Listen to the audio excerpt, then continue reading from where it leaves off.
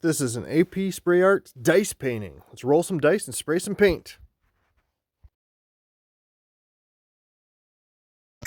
What is a dice painting? We roll first, we spray second. I said that already. If you've been watching my videos, you know that we have a brand new dice painting starting soon. One that you can actually help me pick which list of colors and style and whatever we're going to be doing. So I have to show you the very last dice painting I made of last year, and it's a little bit special. There's a reason that you're not seeing the rolls right now. For this one, I let other people, viewers, roll, and my friend Diane wanted to do the rolls, so she rolled some dice, told me what her numbers were, and we went through it all. So her main subject ended up being Teenage Mutant Ninja Turtles. Color scheme was orange. There had to be a cityscape in it, and it was supposed to be on magnets. Normally I would just do one magnet, that little tiny one in the middle, but that was not enough room to do Ninja Turtles, right? So I decided to do a bunch of magnets and make it kind of like a fridge magnet puzzle for her kids and on their fridge. So here we go with some of the background stuff. In case you don't know what a dice painting is, I know I've said it a couple times in the intro, but this season we're going to be rolling the dice and making some new paintings with my new style and just having a whole lot of fun. And a new thing for the dice paintings is that you can actually order one through my store. So if you go to the link for my link tree, and then my store is in there, and you can go check out dice paintings. Basically what it is that you order the painting, then I'd make a video of it doing the rolls and everything, and then you will get the painting. If the painting turns out bad for some reason, because not all of my dice paintings turn out great, I am going to figure out some other way where you get a great painting anyway. And you can also pick some of the rolls so that you get more of what you want. But I think it'll be a fun thing to try out. I'm hoping that a fan out there wants to get a dice painting and we can work together. So back to this one. It was, like I said, it was the end of my season last year, and Dan really liked the Ninja Turtles, old school Ninja Turtles. So I've never tried scraping a cityscape onto these magnets, which are kind of like really small canvases, but I had to give it a shot. It was a whole lot easier to do it outside of the moon than in the moon. So you get kind of like reflections of the moon as it goes along there. So what is your favorite cartoon things? Do they even still have Saturday morning cartoons? I was a kid in the 80s, so I remember Ninja Turtles, Smurfs, Flintstones, things like that. So what's your favorite cartoon? Whether it be back in the 80s when cartoons were great, or now when cartoons are different. And what's your opinion on that? Is Saturday morning viewing better now or back in the day?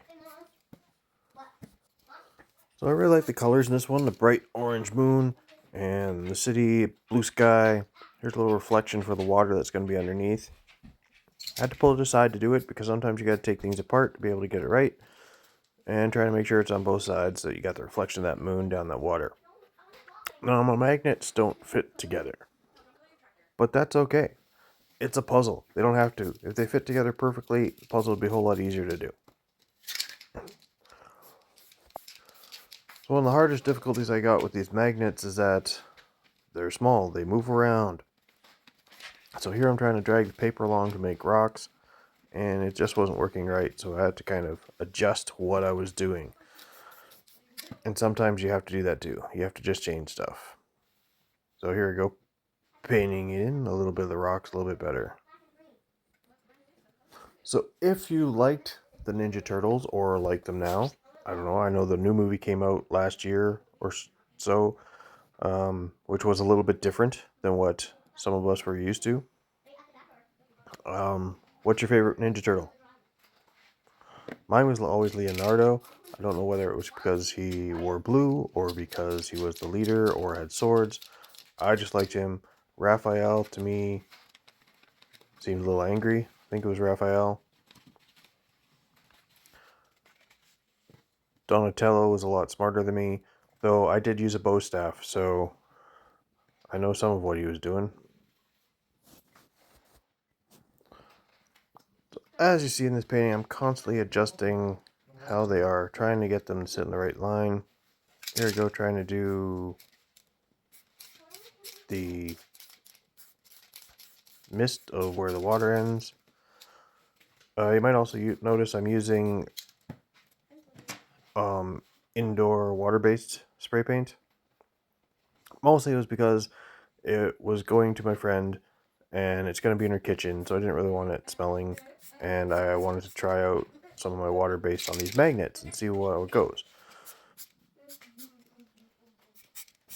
This is Molotow Covers All.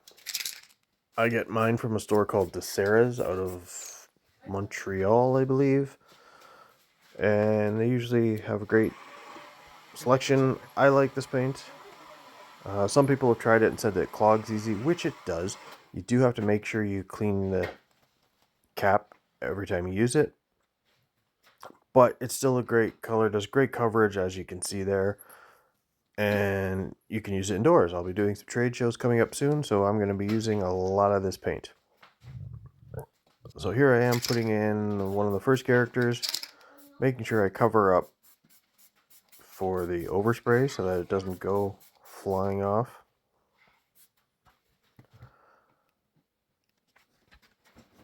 Now, I did this painting months ago, so I'm hoping I'm getting all the details right. I remember enjoying making this just because it was something different. It was a different shape. These characters were similar to what I was used to, but also at the same time different. I've never done 4 characters before until this one. Plus, this was just after the Sask Expo where I did successfully paint a whole bunch. And yeah, this was just a good time. So if you happen to be a spray painter, always make sure that you cover around your stencil. No matter how good you think you are with the overspray, there could be some dried paint on your cap and it could spray out in different directions. Stuff that happens to me all the time. Here I am drying them up so that way I can do other paintings and hopefully the paper doesn't stick. Which you want to try and be smart and not go super fast with paintings. The one thing we never see in lots of people's videos when they're doing it is the drying time. It could take 10 to 15 minutes if you're just letting it sit, or you can use fire, or you can use a hair dryer like I'm doing there. I have a heat gun that I use at shows just because it's battery operated. This here's Donatello going down. And the reason, of course, you want dry paint is that when you put these papers over top, if you're putting any pressure on it, it's not going to stick to the previous paint there and pull some up.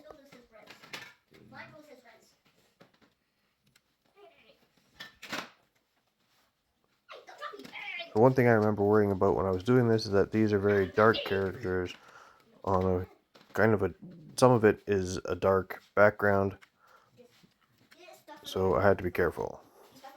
And of course, some of these characters like Donatello and this one here, Raphael, I think, or Michelangelo. I get them mixed up. He's on a couple of magnets, so that way it's a lot more fun when you're putting it together as a puzzle instead of just, oh, this piece goes here, this piece is there. You got to actually look and make sure that you're getting the right pieces. So there, of course, I use paint cans to hold down the paper. And there we go. A little hard to see with my lighting, but I will show you the finished product in a little bit. There we go, drying it again.